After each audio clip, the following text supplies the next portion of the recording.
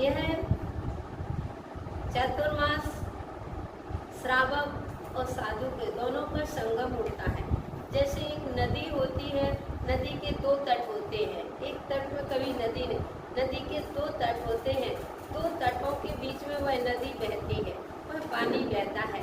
ऐसे ही साधु और श्रावक एक दो नदी के दो तट होते हैं, एक साधु होता है, एक श्रावक होता है।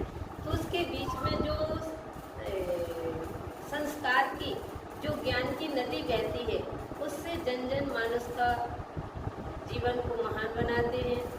छोटे छोटे से संस्कार देकर के, बच्चों को संस्कार देकर के नई पीढ़ी को आगे लाने के लिए, क्योंकि अहिंसा धर्म सब धर्मों में प्रधान है। जैन समाज का है, दिगंबर जैन साधु दिगंबर नहीं होते ना, दिगंबर साधु उनका होता है जो उनको मानता है उसका होता है। तो गुरु होना हमारे जीवन में बहुत ज़रूरी होता है। तो जो गुरु पूर्णिमा 13 तारीख को, 13 तारीख को हमारे यहाँ बहुत अच्छे बड़े ही धूमधाम से मंदिर में गुरु जी की पूजन की जाएगी, गुरु जी के गुणानुवाद गाए जाएंगे, क्योंकि गुरु भक्ति करके ही हम संसार से पार हो सकते हैं। गुरु क्या होते हैं यह 13 तारीख को इसका विश्लेषण होगा। गुरु पूर्णिमा के रूप में 13 तारीख को मनाएंगे। फिर उसके दिन वीर शासन जयंती आती है, 14 तारीख को वीर शासन जयंती है। हमारे भगवान महावीर स्वामी को जब केवल ज्ञान हुआ था तो उसके बाद 66 दिन तक उनकी भगवान की वाणी नहीं खिरी थी, और सभी लोग प्यासे थे कि भगवान की वाणी खिरने वाली है, सभी लोग इंतज़ार कर रहे थे। लेकिन देखा भगवान की वाणी नहीं खिर पाई, क्योंकि साधु संतों का उपदेश हर किसी के सौभाग्य में नहीं होता है, और हर कोई गुरुओं की वाणी को नहीं झेल सकता है। तो कौन झेले? उस समूह शरण में कितने जीव रहे होंगे, लेकिन वाणी नहीं खिर रही थी भगवान की। क्यों? क्योंकि वहाँ पर भगवान की वाणी को कोई झेलने वाला, यानी ग्रहण करने वाला, समझने वाला नहीं था। तो इतने एक पता चला कि अब सौधर्मेंद्र होता है तो वह अवधि ज्ञान होता है। उसने सोचा कि अरे भगवान को 66 दिन हो गए, 66 हाँ 66 दिन हो गए, वो वाणी नहीं खिरी। तो सौधर्मेंद्र ने अपने निमित्त ज्ञान से देखा कि भगवान क्यों भगवान की वाणी नहीं खिर पा रही। तो पता चला कि गौतम स्वामी हैं।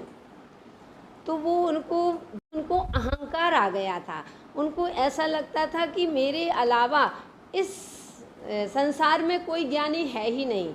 तो उन्होंने जैसे देखा कि जब गौतम गढ़धर पहुँचेंगे तब भगवान की वाणी खिलेगी, और गौतम गढ़धर उस समूह शरण में पहुँच नहीं रहे थे। तो क्या हुआ कि उन्होंने अपना एक मनुष्य के रूप में अपना, क्योंकि देवों का वैकृत शरीर होता है, कोई भी शरीर बना सकते हैं, मनुष्य भी बन सकते हैं, त्रियांश में किसी भी रूप में आ सकते हैं। तो उन्होंने अपना मनुष्य का रूप बनाया और गौतम स्वामी के पास पहुंच गए और बोले, हे भगवान, मेरे गुरु ने एक प्रश्न पूछा है, लेकिन मुझसे प्रश्न नहीं बनता है, आप मेरे प्रश्न का उत्तर दीजिए। तो उन्होंने कहा, क्या पूछा तुम्हारे गुरु ने? तो उन्होंने कहा, त्रैकाल्यम द्रव्य षटकम नवपद सहितम जीव षटकाल्येशा इत्यादि जैसे ही कहा। तो गौतम स्वामी सोचने लगे कि अरे त्रैकाल्यम कौन से 3 काल है, कौन से क्या है?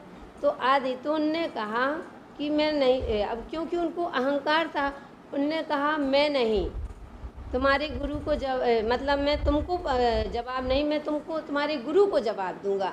तो वह खुश हो जाते हैं। इसलिए खुश हो गए क्योंकि वो तो चाहते थे कि गौतम स्वामी, और जैसे ही गौतम स्वामी आए कि मैं तुम्हारे गुरु को ही जवाब दूंगा, उनसे बन नहीं रहा था, लेकिन अहंकार में ये नहीं कह सकते थे कि मुझसे नहीं बनता है।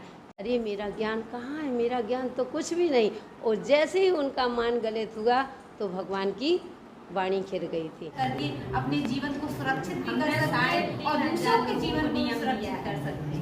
जब से हम पूर्वांचल में आए हैं, बिहार की, हमने गांव-गांव, नगर-नगर जो पुलिस वाले जो हमारे साथ में चलते हैं, कहीं बैठते हैं, कहीं थक गए चलते चलते, कोई गांव पड़ा आसमीज लोग आ जाते हैं, तो उन सबके बीच में माता जी आशीर्वाद देती हैं, उनको बोधन करती हैं, 3,500 लोगों को त्याग दिला करके आए। भले ही सप्ताह में 2 दिन का त्याग किया, लेकिन